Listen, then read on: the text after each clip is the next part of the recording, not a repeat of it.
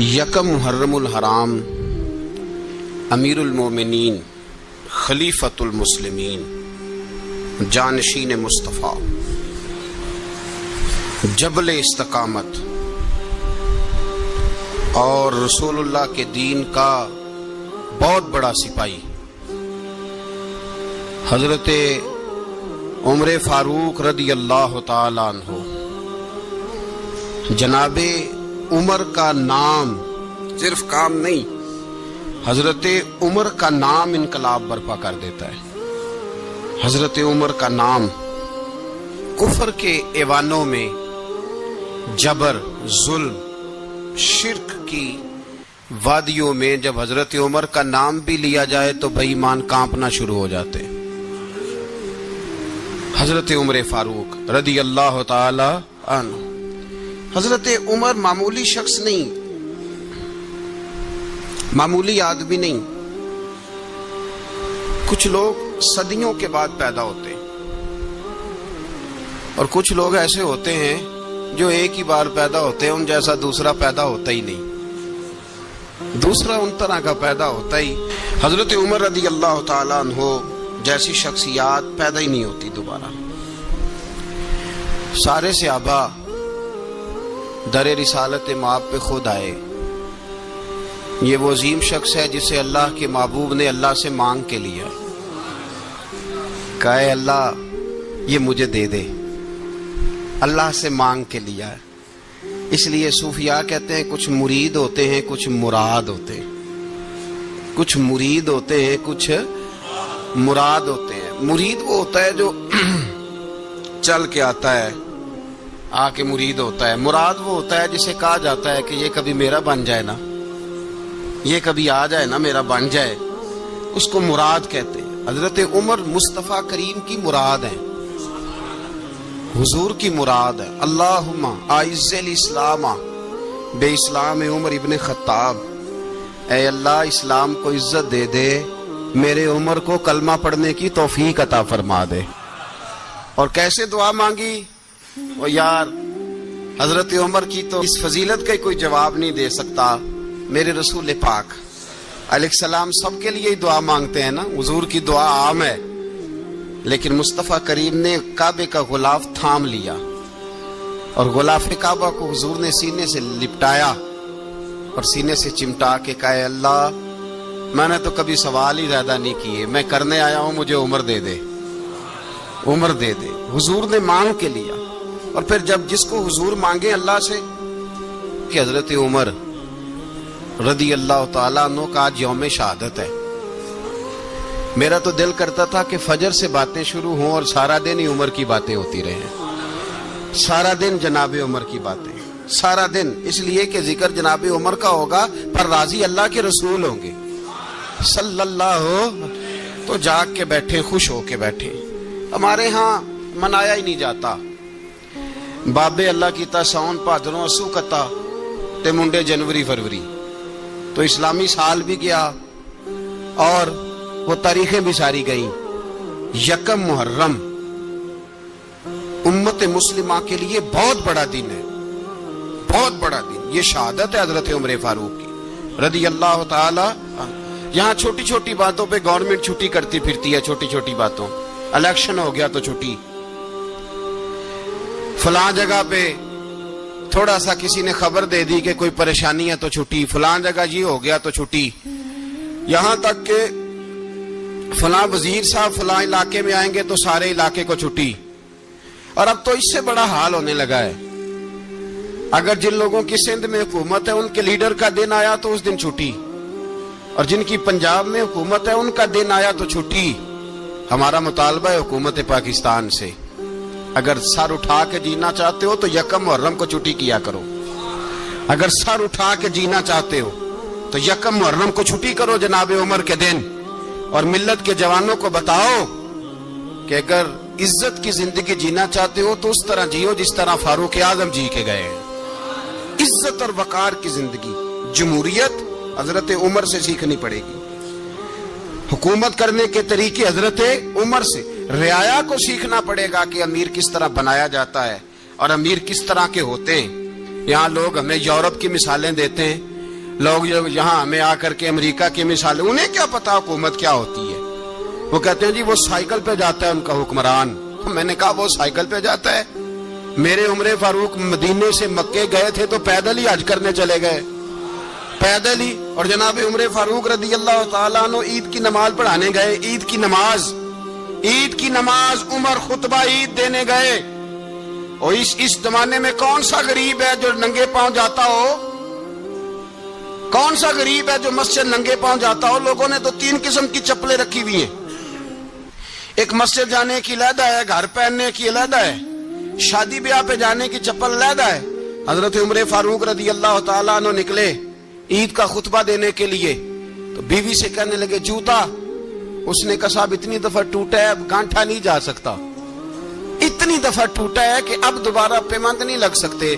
تو حضرت عمر کہنے لگے چل کوئی حرج نہیں ہے، بغیر جوتے کے ننگے پیر ہی چلتے ہیں، کوئی حرج نہیں۔ تو کہنے لگے لوگ کیا کہیں گے؟ فرمایا چپ کر۔ لوگ جس دن عمر نے یہ دیکھ لیا نا لوگ اس کے بارے میں کیا کہتے ہیں، اس دن عمر نہیں رہے گا۔ تو کہا پھر آپ کا نظریہ کیا ہے؟ فرمایا میرا نظریہ یہ ہے کہ رب رسول میرے بارے میں کیا کہتے ہیں، لوگوں کا کیا ہے؟ لوگ کل کسی کے بارے میں کچھ کہتے ہیں اور پرسوں کچھ کہتے ہیں، میرا نظریہ یہ ہے کہ رب رسول میرے بارے میں ننگے پیر عمر جا رہے ہیں۔ کون جی؟ میں بڑا ماڑا۔ اچھا جناب کیا غربت ہے؟ 10 قسم کے جوڑے لٹکے ہوئے ہیں کمرے میں اور پہننے کی فرصت نہیں، سویرے کیا پہننا ہے شام کیا پہننا ہے، 15 سوٹ کٹھے استری ہو کے لانڈری والا بھیج رہا ہے، اور تو غریب ہے، تو بہت بڑا غریب ہے۔ اس لیے کہ غربت پیسوں کی وجہ سے نہیں ہوتی، غربت تو دل کی ہوتی ہے۔ تو واقعی بڑا غریب ہے اور تو غریب ہی رہے گا۔ امیر تو عمر فاروق تھے جو ننگے پاؤں چلے گئے عید کی نماز پڑھانے، تو رستے میں جو ملا کہنے لگا عمر جوتا تو پہن لو۔ فرمایا تمہیں عمر کا جوتا نہ پہننے کا نقص تو نظر آیا ہے، کوئی حرج نہیں۔ اگر عمر کو کبھی بتانا ہوا تو وہ والا نقص بتانا جو عمر کی سیرت میں پیدا ہو، کردار میں پیدا ہو، وہ والا نقص بتانا۔ یہ چھوڑو جوتے آتے جاتے رہتے، ننگے پاؤں گئے، پاؤں دھوئے، نماز پڑھائی، لوٹ آئے۔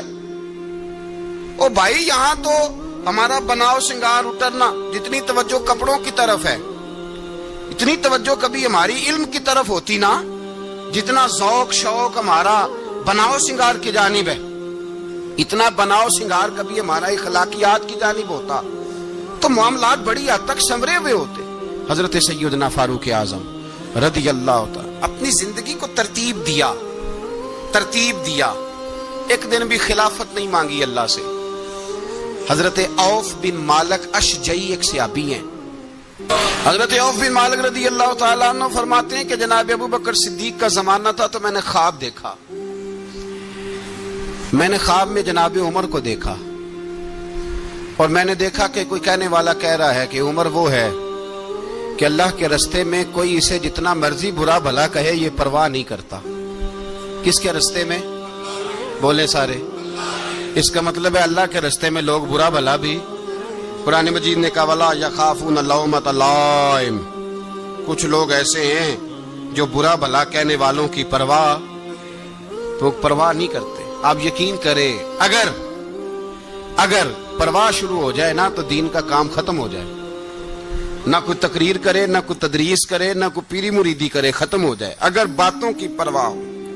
لیکن وہ پرواہ، حضرت عوف بن مالک اشجعی کہتے ہیں میں نے خواب میں دیکھا کہ عمر وہ ہے جو کسی کی پرواہ، اور دوسری بات میں نے یہ دیکھی کہ عمر خلیفہ بنے گا، اور تیسری بات میں نے خواب میں یہ دیکھی کہ عمر شہید بھی کیا جائے گا، عمر شہید بھی ہوگا۔ یہ میں نے 3 باتیں خواب میں دیکھی۔ فرماتے ہیں میں نے آ کے خواب حضرت ابو بکر صدیق کو سنائی، وہ خلیفہ تھے۔ وہ کہنے لگے ٹھہر جاؤ میں عمر کو بلاتا ہوں، اس کے سامنے دوبارہ سنانا، اس کے سامنے۔ فرماتے ہیں میں نے بلایا حضرت عمر فاروق کو، آ کے بیٹھے، خواب شروع ہوا۔ کا ایک بات تو میں نے یہ دیکھی کہ آپ ملامت کرنے والے کی پرواہ نہیں کرتے، دوسرا آپ خلیفہ بنیں گے۔ جناب عمر کہنے لگے چپ کر، ابو بکر کے سامنے ہی کہہ رہا ہے، چپ کر، خلیفہ کے سامنے ہی کہہ رہا ہے۔ تو حضرت ابو بکر صدیق کہنے لگے عمر اسے کہنے دو، مجھے لگتا ہے رب کی رضا یہی ہے کہ میرے بعد اگر مصطفیٰ کا منبر ملے تو عمر کو ملے، اسے کہنے دو۔ یار یہاں تو لوگ ڈینگے مارتے ہیں، یہاں تو لوگ دعوے کرتے میرے سامنے فلانے کو بھی بٹھاؤ، فلانے کو بھی بٹھاؤ، اس کو کیا پتا، اس کو کیا پتا، یہ تو بڑکے مارنے کا دور ہے۔ حضرت عمر رضی اللہ تعالیٰ عنہ کو تیسری بات کہی، حضرت عوف بن مالک نے کہا اب شہید کیے جائیں گے، میں نے خواب دیکھی ہے۔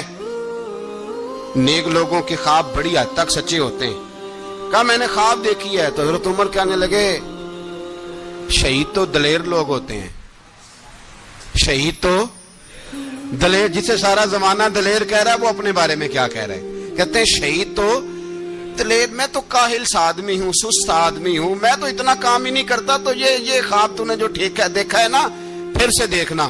تو ابو بکر صدیق فرمانے لگے عاجزی نہ کر، انکساری نہ کر، تو جو کہہ رہا ہے ٹھیک کہہ رہا ہے، لیکن مجھے سن کے شکر بھی ہوا ہے اور افسوس بھی ہوا ہے۔ افسوس اس بات کا کہ تیرے جیسا بطل عظیم چلا جائے گا، اور شکر اس بات کا کہ رب تجھے زندگی بھی اعزاز والی دے گا، اور شہادت کی موت دے کے اللہ تجھے موت بھی عزت والی عطا فرمائے گا۔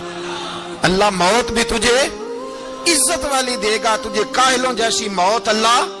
حضرت فاروق اعظم رضی اللہ، او بھائی یہاں تو اس زمانے کا سب سے بڑا مسئلہ پروٹوکول ہے۔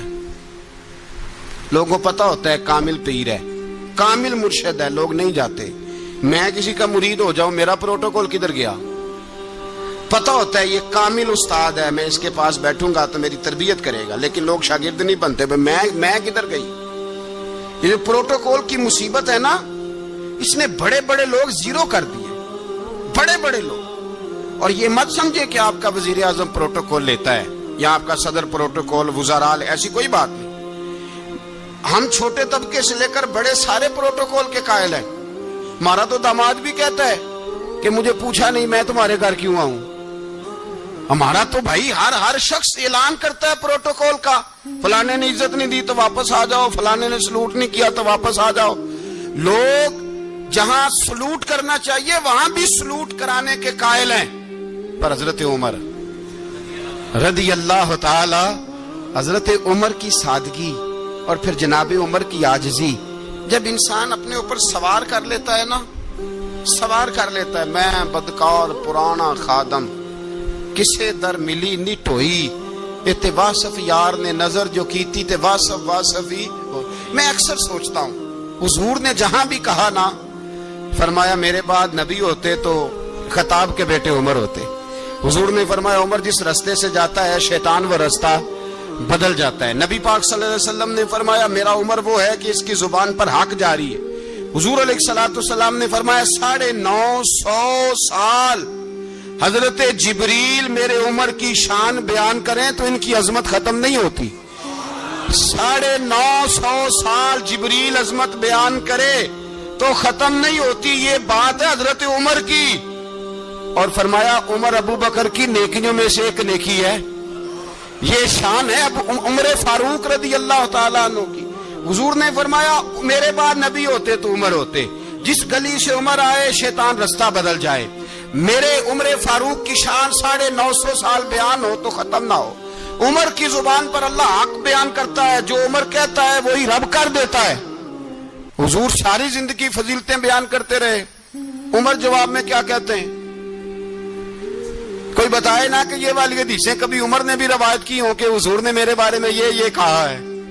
یہ روایتیں وہ روایت نہیں کرتے، ان سے جب لوگ کہتے عمر تیری بڑی بات ہے تو عمر رو پڑتے، کہتے میں تو اونٹ چرانے والے باپ کا بیٹا ہوں، میں تو اونٹ چرانے والے باپ کا بیٹا، اونٹ چرا۔ اس سے آگے عمر گئے ہی نہیں ساری زندگی، اس سے آگے لفظ ہی نہیں ادا کی۔ اور میں تو بھائی اونٹ چرانے والا، میرا باپ تو اونٹ چرایا کرتا تھا، 10 اونٹ تھے، میری ڈیوٹی ہوتی تھی، سنبھالے نہیں جاتے تھے، ابا ڈنڈوں سے مارتا تھا۔ ساری زندگی عمر حج کرنے گئے، ایک خشک تنا کھجور کا عمر فاروق رضی اللہ تعالیٰ عنہ نے اس کو اپنے کلاوے میں لیا، رونے لگے۔ لوگوں نے کہا عمر کیا ہوا؟ فرمانے لگے یہاں میں اونٹ چرایا کرتا تھا، یہاں میں اونٹ چراتا تھا، 10 اونٹ سنبھالے نہیں جاتے تھے۔ دیکھو رسول اللہ کی شان، آج ساری امت چلانے کا طریقہ عطا فرما دیا ہے، ساری نظریے سے پیار۔ یار پیسہ کس کو برا لگتا ہے؟ آپ جس آدمی کی 50 کروڑ کی پراپرٹی ہے اس کو پوچھیں سب سے غریب، آپ کو وہی نظر آئے گا۔ وہ کہے گا میں ٹائٹ ہوں. حالات بڑے میں کئی باری پوچھے انہوں نے، میں کہتا ترجمہ بھی 10 چھڑو کی ہمیں تو سمجھ نہیں آتی. اور ٹائٹ حالات کون سے ہوتے ہیں جی؟ جس آدمی کا کروڑوں میں کاروبار ہے نا، اس کو آپ چھیڑے وہ رونے لگ جائے گا. رونے تو کئی میں نے ایسے دیکھے ہیں، کرائے کا مکان ہے، ان سے پوچھے صاحب کیا حال ہے، تو کہتے ہیں جتنی اللہ نے شان والی زندگی ہمیں عطا کی ہے کسی کو نہیں دی ہوئی. اس کا مطلب ہے خوشی بھی یہی ہے اور غم بھی یہی. اندر سے خوشی ہے، اندر سے ہی. تو نے اگر راضی رہنا ہے تو ادھر سے رہنا ہے، ناراض رہنا ہے تو بس اپنے آپ کو خوش رکھے گا تو ہو جائے گا. سارے صحابہ مل کے آئے، کہنے لگے عمر فاروق سے کہنا ہے نبی پاک کے زمانے میں تو ظاہراً غربت تھی، ابو بکر کے دور میں بھی غربت تھی، اب تو بڑا مال ہے. عمر سے سفارش کرو کہ عمر نیا کرتا پہنا کرے. ملکوں کے سفیر آتے، عمر وہی پھٹی پرانی چادر اوڑھ کے اور وہی کئی جگہ پہ پیوند لگے سوٹ پہن کے سفیروں کے سامنے بیٹھ جاتا ہے. عمر کو مشورہ دو، طے ہو گئی بات. سب نے جب مشورہ دے لیا تو سارے کہنے لگے یہ بتاؤ شیر کی مونچھ کو ہاتھ کون لگائے گا؟ کہنا کس نے ہے؟ بندہ بھی تو ڈھونڈو نا. نے کہا جناب میرا یہ خیال ہے کہ مولا علی شیر خدا کہیں گے، کیونکہ جس شخص کی عمر کو سب سے زیادہ حیا کرتے دیکھا وہ شیر خدا مولا علی ہے رضی اللہ تعالی. علی کہیں گے اس لیے کہ جناب علی تو کئی دفعہ جب گفتگو کرتے تھے تو حضرت عمر چپ کر جاتے تھے اور فرماتے تھے علی نہ ہوتا تو میں ہلاک ہو جاتا. تو کہا علی سے کہو. جناب علی شیر خدا کو بلایا. کس کام کے لیے جی؟ اللہ اکبر. یہ ذرا اپنے اس دور پہ اس بات کو ذرا لاکا جناب ان سے کہیں کہ زیادہ نہیں، ایک کرتا نیا پہن لے. سفیر آتے ہیں، وزیر آتے ہیں تو ایک کرتا نیا پہن لے. حضرت علی کو بلایا. آپ فرمانے لگے کوئی اور بات ہوتی تو میں کہہ دیتا، یہ والی میں نہیں کہہ سکتا. کوئی اور ہوتی تو میں عمر کو کئی دفعہ کہہ دیتا ہوں، جلال میں بھی تو سن، یہ والی میں نہیں کہہ سکتا. میں تمہیں ایک مشورہ دیتا ہوں. کہا وہ کیا؟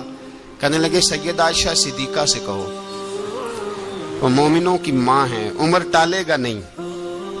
اماں جی سے جا کے کہا اماں جی نیا کرتا عمر سے کہیں پہن لیں. وزیر آتے ہیں، بڑے بڑے لوگ، تو چلو کوئی حرج نہیں.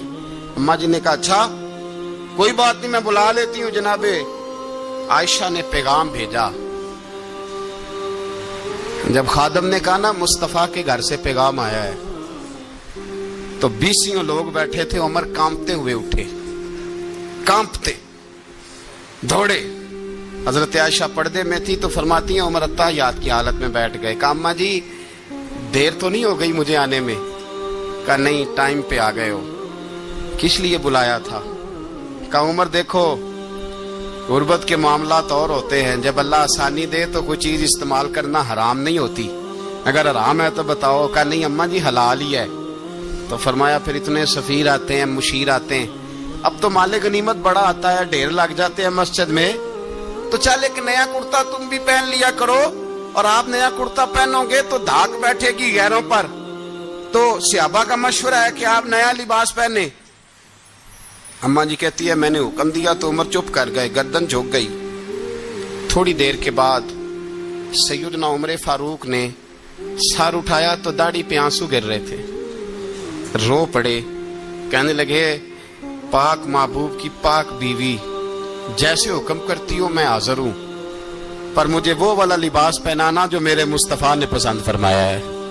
اگر یہ رنگ رسول پاک کا ہے تو میں حاضر ہوں، اور اگر نبی پاک کا نہیں تو پھر جیسے آپ حکم کریں. جناب عائشہ کہتے ہیں عمر روئے تو میں زیادہ روئی، میرا پلو بھیگ گیا آنسوؤں سے. میں نے کہا عمر آپ جائیے. عمر یوں نکلے تو جو صحابہ کھڑے تھے وہ کونے میں تھے، سارے آ گئے. کہا اماں جی کیا بناؤ؟ فرمایا بھائی تم سب جو باتیں کہتے ہو وہ اپنی جگہ ٹھیک ہیں، پر عمر جو بات کرتا ہے وہ سب سے زیادہ ٹھیک ہے. عمر جس پہلو پر بات کرتا ہے وہ یار ایسی عاجزی، ایسا رنگ، ایسا انداز، ایسا طرز حیات، ایسی زندگی. اولاد کے معاملے میں لوگ بزدل ہو جاتے ہیں، بزدل. پر حضرت عمر کا بیٹا مصر گیا، وہاں سے کمائی کر کے لایا، تجارت کرنے گیا، لاکھوں کا مال.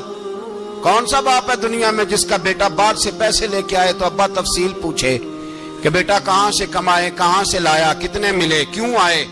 کون سا باپ تفصیل پوچھتا ہے؟ ابا تو کہتا لا صحیح، اور तारीफें करता है, मेरा बेटा बड़ी कमाई करता है। कभी पूछा है उससे कि ड्यूटी सही देता है कि नहीं?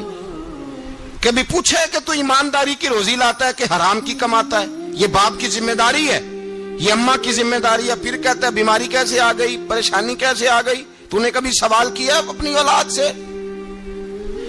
हजरत उमर फारूक रजी अल्लाह ताला अन्हु का बेटा मिस्र से पैसे कमा के लाया तो जनाब उमर ने बुलाया, फरमाया बेटे इतनी तो तेरे पास राशि ही नहीं थी, थोड़े से तो तू पैसे लेके गया था, इतनी कमाई कैसे हो गई? इतने तो पैसे नहीं थे साहब, कहां से कमाई लाए?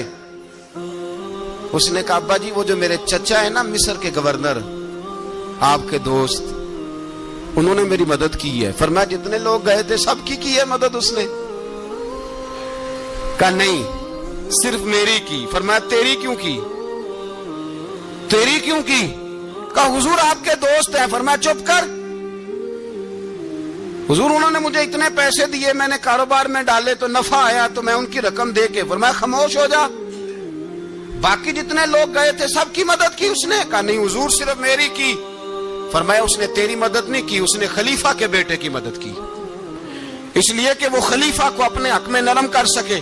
फरमाया आधा माल तेरा है, आधा माले गनीमत का है, माले खजाना का है, मुसलमानों का है, इसलिए कि तू जो वहां से माल कमा के लाया है वो अपने बाप के खलीफा होने की वजह से कमा के लाया है, लिहाजा रख इधर। यहां कहते हैं किधर से आया, कैसे आया, कौन सा हिसाब दें, क्या करें? ओ भाई हजरत उमर रज़ी अल्लाह ताला अन्हु का अपनी औलाद के बारे में ये रंग है। एक जंग से ना खुशबू आई, खुशबू बड़ी महंगी होती थी, अरब में खुशबू आज भी बड़ी महंगी है, वो ज्यादा इस्तेमाल करते हैं। मेरी बातों की समझ आ रही है मेरे भाइयों? बड़ी महंगी खुशबू थी। जब वो खुशबू आई तो हजरत उमर ने कहा, घर में पहले पहुंची हजरत उमर के, चूंकि ज्यादा औरतें इस्तेमाल करती थी घर के अंदर खुशबू, मर्द भी लगाते थे। हजरत उमर ने अपनी बीवी से कहा, आपकी ज़ौजा तो थी वो बड़ी खुशबू को पसंद करती थी। हजरत उमर ने अपनी ज़ौजा से कहा कि खुशबू लाओ, मैंने एक औरत की ड्यूटी लगाई है, वो खुशबू तोल तोल के ना तो हिस्सा बराबर सहाबा में बांट देगी। तो आपकी ज़ौजा कहने लगी किसी बीबी की ड्यूटी लगाने की क्या जरूरत थी, मैं जो मौजूद थी मैं बांट देती हूं तोल के हिस्सा बराबर। आपने फरमाया नहीं तू रहने दे, तो फलानी बीबी बांटेगी। कहा हुजूर मैंने भी बांटनी है, मेरे पे कुछ हक है? आपने फरमाया नहीं तू तफसील ना पूछ, तू खुशबू दे दे, कोई और बांटेगी। खातूने खाना थी ना, कहने लगी नहीं मुझे भी आज आपको बताना ही पड़ेगा कि कोई जो बांट सकती है तो मैं क्यों नहीं बांट सकती? ज़ौजा कहती उमर ने बात की तो मेरी चीखें निकल गई। हजरत उमर फरमाने लगे जब तू खुशबू बांटेगी ना तेरे हाथों को भी लगेगी, तेरे दुपट्टों को भी लग जाएगी। अगर रब करीम ने मुझसे सवाल पूछा कि उमर खुशबू तो मुसलमानों की थी, तेरी बीवी के दुपट्टे को क्यों लग गई, तो मैं अल्लाह के हुजूर क्या जवाब दूंगा? अगर अल्लाह ने यह सवाल किया कि तेरी बीवी ने क्यों लगाई, वो तो हिस्सा था मुसलमानों का, तो तूने तेरी बीवी ने क्यों लगाई? तो फरमाया मैं नहीं चाहता कि अल्लाह के हुजूर मुझे और तुझे बाजपुरस हो, लिहाजा किसी और को बांटने दे।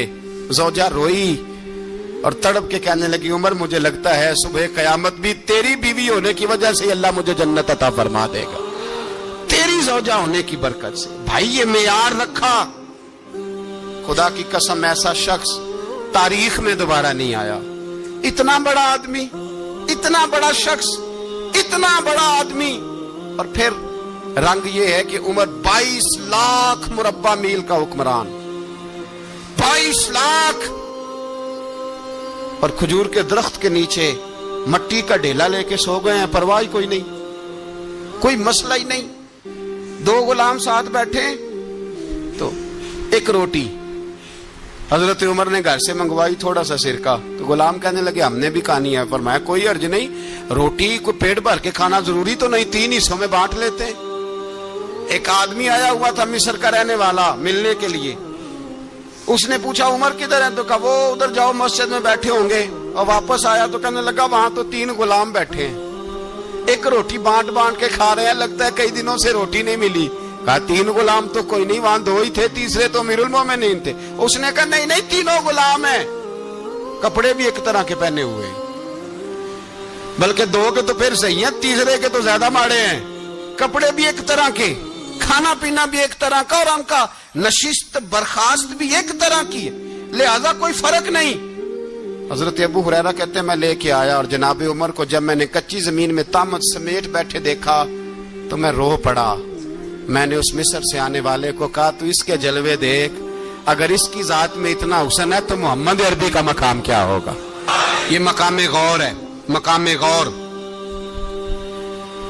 10 محرم کو لوگ دیگے پکائیں گے نا، نہیں پکانی ہے، کوئی بول دے نہیں، ہاں نہ نہیں کر دے، پروگرام بدلیا تو نہیں دی عید کی کہ وہ ایک اب کام شروع ہوا ہے لاسٹ ایٹ ہونے والا، کیوں جی پکنی ہے نا دیکھیں 10 محرم کو انشاءاللہ تعالی، ہم بھی پکائیں گے انشاءاللہ، یہاں بھی پروگرام ہوگا۔ تو 10 محرم کو جو دیگ پکنی ہے تو ایسا نہیں ہو سکتا کہ 1 محرم کو حضرت عمر کے نام کی بھی کوئی پک جائے۔ اگر امام حسن حسین کے نام کی دیگیں پکے تو جو امام حسن حسین کے سے پیار کرنے والے ہیں، جو امام حسن حسین سے ہم لوگوں نے بھی عجیب رٹا اپنایا ہے نا، ہم لوگ بات کا ایک پہلو دیکھتے ہیں دوسرا نہیں دیکھتے۔ حضرت امام حسن اور حسین کو بھی نبی پاک نے شہید کہا، اور جناب عمر کو بھی رسول اللہ نے خود شہید فرمایا، فرمایا شہید ہے، خود فرمایا اپنی زبان سے کہ یہ شہید ہے، خود میرا عمر شہید ہے۔ تو ان کے نام کی دیگ نہیں پکنی چاہیے، اس طرف نہیں ہماری توجہ ہونی چاہیے۔ اور اہل بیت نبو، یہ بات میں پہلے بھی کرتا ہوں، آج پھر کرنا ضروری سمجھتا ہوں، اہل بیت کا پیار سن لو کان کھول کے، اہل بیت کا پیار اگر ہمیں کسی نے سکھایا ہے تو سیدنا عمر فاروق نے سکھایا ہے۔ اہل بیت نبوت کی محبت اگر کسی نے سکھائی ہے تو کس نے سکھائی ہے؟ بول کے بتائیے، حضرت عمر نے۔ اہل بیت کا پیار ہمیں حضرت عمر نے بول کر کے سکھایا ہے۔ بھائی یاد رکھیں، کسی کی طاقت نہیں تھی دم مارنے کی حضرت عمر کے سامنے، طاقت ہی نہیں تھی، کیسر و کسرا کانپ جاتے تھے، جرأت ہی نہیں کرتے تھے حضرت۔ اور ہمارے تو تعلقات بڑے ہیں نا غیروں سے۔ حضرت ابو موسیٰ اشعری رضی اللہ تعالیٰ عنہ فرماتے ہیں میرا منشی سائی تھا، وہ کاتب کہتے تھے وہ لوگ، میرا حساب کتاب عیسائی تھا۔ تو فرماتے ہیں ایک دن میں نے وہ سارا حساب کتاب لین دین کے حضرت عمر کو دکھائے تو فرمانے لگے جس نے لکھے ہیں اس کو بلاؤ۔ کہنے لگے ضرور مسجد نہیں آ سکتا۔ کیوں نہیں آ سکتا؟ کہنے لگے وہ عیسائی ہے۔ کہتے ہیں حضرت عمر جلال میں آ گئے۔ آپ فرمانے لگے جنہیں رب دور کرتا ہے تم کیوں قریب کرتے ہو؟ جنہیں اللہ دور کرتا ہے۔ فرمایا تم غیروں کو اگر عہدے دو گے تو اپنوں کا کیا بنے گا؟ اگر تم غیروں کو عہدے دو گے تو اپنوں کا۔ یہ سوچ ہے جو آج برما کے مسلمانوں کے لیے بھی ضروری ہے۔ کہا اگر تم غیروں کو عہدے دو گے تو اپنوں کا۔ ہم نے غیروں کو عہدے دیے تو دیکھا نا اپنے کس طرح کاٹے جا رہے ہیں۔ غیروں کو جو عہدے دے دیے یرانے سارے غیروں سے، روز دعویٰ ہوتا ہے چین ہمارا سجن ہے، چین ہمارا دوست ہے۔ او بھائی دوست ہے تو اس سے کہو نا کہ برما تو تمہاری ایک چھوٹی سی ریاست ہے، چین کے بغیر تو وہ سانس بھی نہیں لے سکتا، اس کو کہو نا اس حکومت پہ دباؤ ڈالے۔ لیکن ہم لوگوں نے غیروں کو عہدے دیے تو اپنے پس گئے۔ حضرت عمر کہتے تھے ذمی کا ہم ادب کریں گے، ذمی کافر کا ہم، ایسا کافر جو مسلمان ریاست کو قبول کرے، بدامنی نہ پھیلائے۔ ایک آدمی کو آپ نے دیکھا آنکھوں سے نابینا ہے اور بھیک مانگ رہا ہے، تو حضرت عمر کو نظر آ گیا، فرمایا کون ہو؟ اس نے کہا میں یہودی ہوں۔ فرمایا بھیک کیوں مانگتے ہو؟ کہا جب تک تندرست تھا مسلمانوں کو جزیہ دیتا تھا، بوڑھا ہو گیا ہوں کیا کروں؟ حضرت عمر نے گھوڑے کی پشت پہ بٹھایا، کافر کو گھوڑے کی پشت پہ بٹھایا اور بٹھا کے مدینے لائے۔ حضرت علی شیر خدا وزیر خزانہ تھے، فرمایا علی اس کا وظیفہ جاری کرو۔ کہا یہ کون ہے؟ فرمایا یہ یہودی ہے لیکن یہ ہمیں جزیہ دیتا رہا، بوڑھا ہو گیا بیچارہ، بھیک مانگنے پہ مجبور ہے، ہماری حکومت کے اندر رہتا ہے، اس کا پورا وظیفہ جتنا خرچہ اتنا وظیفہ لگاؤ۔ حضرت علی کہتے ہیں میں وظیفہ لگا رہا تھا اور وہ میرے نبی کا کلمہ پڑھ رہا تھا، وہ رسول اللہ کا کلمہ پڑھ رہا تھا۔ یہ مزاج، یہ نہیں کہ کافر۔ حضرت عمر نے گورنروں کو خط لکھے تھے کہ زبردستی کسی کو مسلمان نہیں کرنا، جہاں ان کی عبادت گاہیں بنی ہو گرانی نہیں، کوئی مندر کوئی گرجا ضائع نہیں کرنا۔ اسلام سب کو جینے کا موقع دیتا ہے، پر بے ایمانو ظالموں بدذاتوں تمہیں یہ کہتا ہے کہ ہم تمہیں جینے کا موقع دیتے، تم بھی مسلمانوں کو جینے کا موقع دو۔ یہ جہاں بستے ہیں جہاں رہتے ہیں انہیں وہاں جینے کا موقع دو، انہیں بھی اللہ اکبر کہنے کا موقع دو، انہیں بھی قرآن پڑھنے کا موقع دو، انہیں بھی رسول اللہ پر درود پڑھنے کا موقع دو۔ ہمارے ملک میں عیسائی اپنی مرضی سے کھلے عام تبلیغ کرتے ہیں. یہاں تو چینل چلائے ہیں عیسائیوں نے. کسی مذہبی جماعت نے کبھی جلوس نکالا ہے کہ عیسائیوں کا چینل بند کرو؟ بولے نکلا ہے کہ نہیں نکلا؟ کتنے ظلم کی بات ہے. ہم جب غیر کو اتنا تحفظ دیتے ہیں، اتنا تحفظ دیتے ہیں. ہم نے دیکھا ہے، مجھے بیسیوں لوگوں نے عید پہ ٹیلی فون کیے کہ عیسائیوں کو قربانی کا گوشت دے لیں. مجبور ہیں جی، دروازے پہ آ گئے ہیں، ہمارے کام کاج کرتے ہیں. بیسیوں لوگ، عام آدمی کے دل میں ان کا اتنا جذبہ ہے. وہ مسائل کا بیان کرنا ایک علیحدہ بات، لیکن ہمارے دل کافر کے حق میں بھی نرم ہو جاتے ہیں. تم کس قدر زیادہ بے ایمان ہو اور کفر کس قدر زیادہ ذلیل ہو گیا ہے کہ مسلمان کے حق میں نرم ہوتا ہی نہیں. اور اس سے بڑے ذلیل وہ ہیں جو ان ذلیلوں کے سپورٹر ہیں. وہ کسی عرب ملک کے حکمران ہو یا کسی اور جگہ کے، وہ بڑے ذلیل ہیں جو ان ذلیلوں کے سپورٹر ہیں، جو برما کی بچیوں کے قتل پر اپنی حکومتیں چمکا رہے ہیں. انہیں شرم نہیں آتی. اس قدر مسلمان تڑپا ہے، لیکن ان بے غیرتوں کو ذرا ہوش نہیں آئی. اور یہ ان کے کماش، ان کے دلال جو ہر جگہ ان کی سپورٹ کر کے اپنی حکومتیں قائم کرتے ہیں، بے ایمانوں کو پتہ نہیں کہ کب ان پر اللہ کا عذاب اترے گا اور کس طرح ان کے پرخشے اڑیں گے. تمہیں اپنی ذلت اور رسوائی نظر نہیں آ رہی کہ زمین کس طرح تمہارے لیے تنگ ہو گئی ہے؟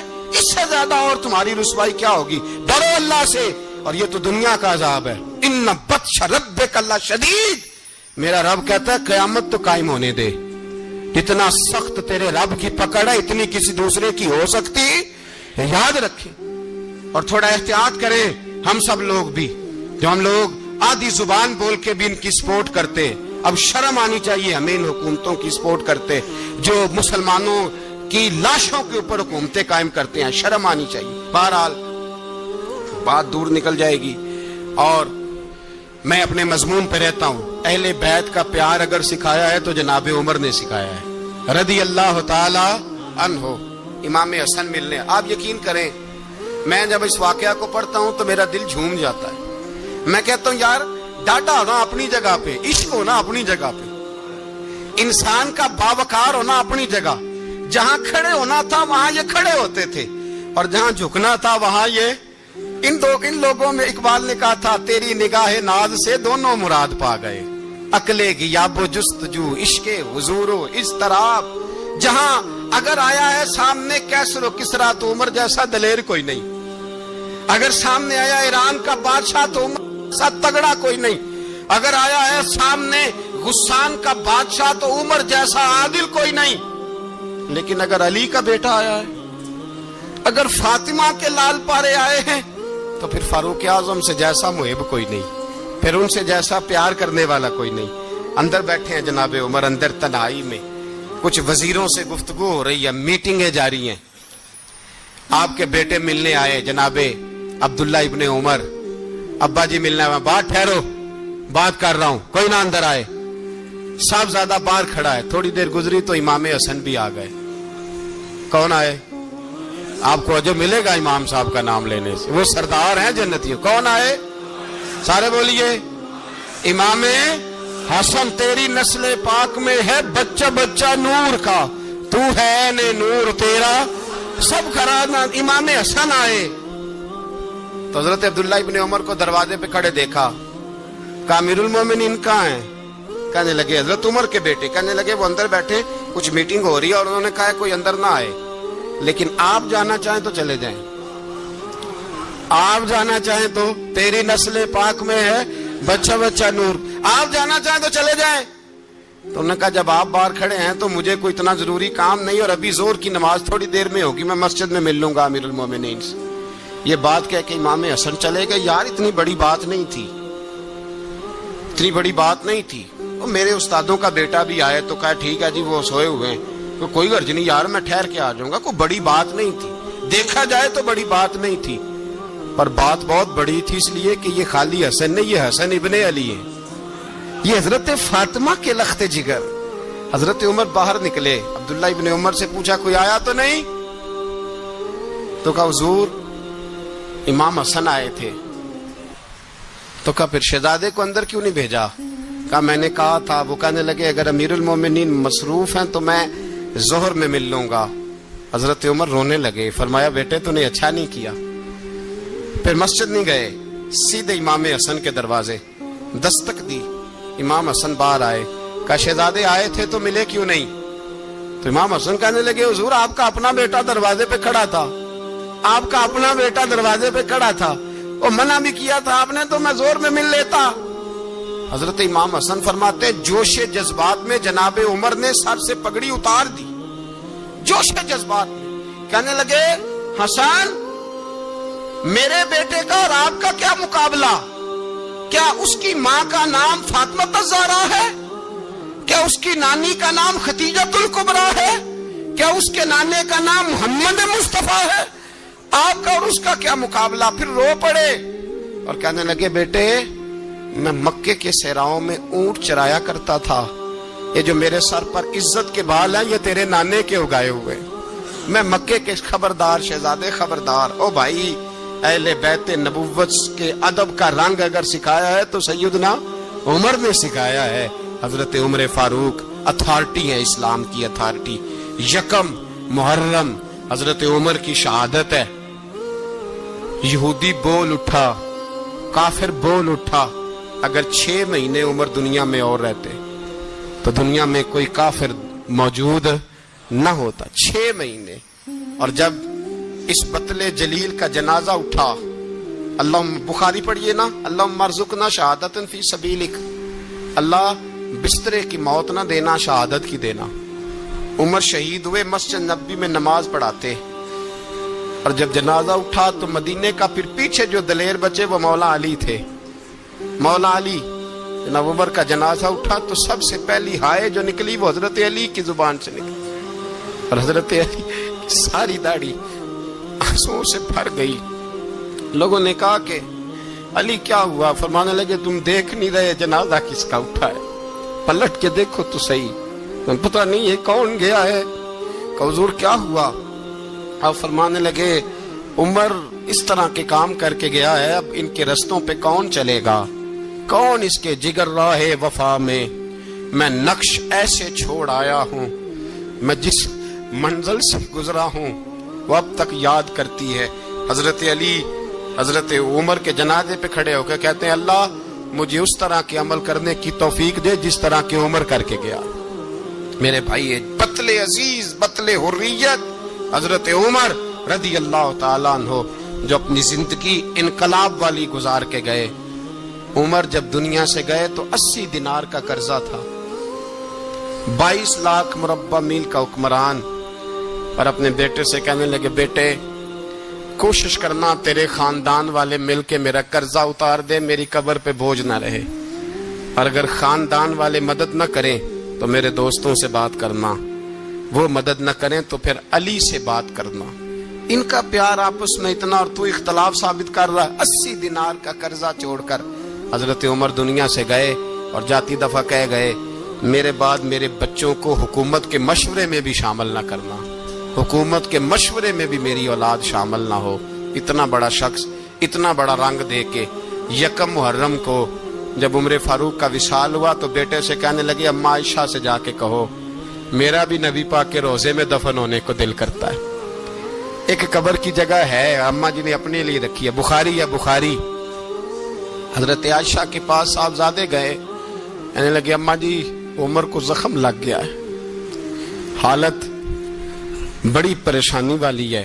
वो कहते हैं अगर अम्मा इजाजत दे। सैयद आयशा रो पड़ी, फरमाने लगी को अपनी कब्र की जगह तो नहीं ना किसी को देता।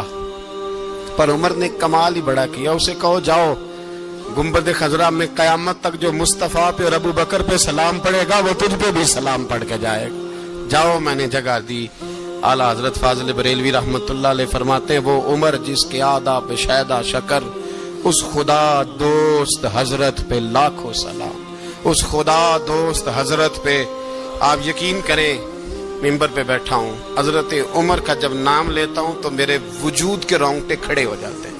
हजरत उमर की जिंदगी जब पढ़ता हूँ तो लगता है खुदाया ऐसे शख्स भी दुनिया में आए, ऐसे लोग भी दुनिया में होकर गुजरे, ऐसा शख्स भी आया जिसने दुनिया सारी इस्लाम की गर्विदा कर दी। और वक्त आया तो चरवाहों से माफिया मांग मांग के कहा कि देखना उमर के बारे में दिल में बात कोई ना रखना।